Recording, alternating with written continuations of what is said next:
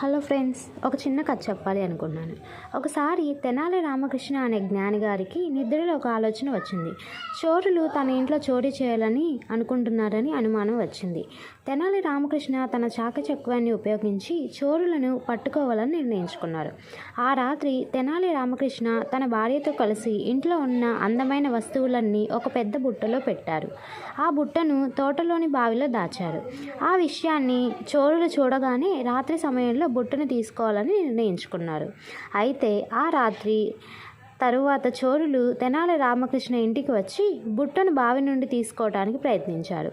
వారు బావిలోనికి దిగి బుట్టను పైకి లాగి తెరచి చూశారు. అందులో నీటితో కూడిన రాళ్ళు మాత్రమే ఉన్నాయి.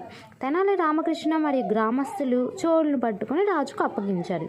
ఈ కథ నీతి ఏంటంటే, మనం ఏదైనా విషయంలో జ్ఞానాన్ని మరియు చాకచక్యాన్ని ఉపయోగించడం ఎంత ముఖ్యమో నేర్పుతుంది.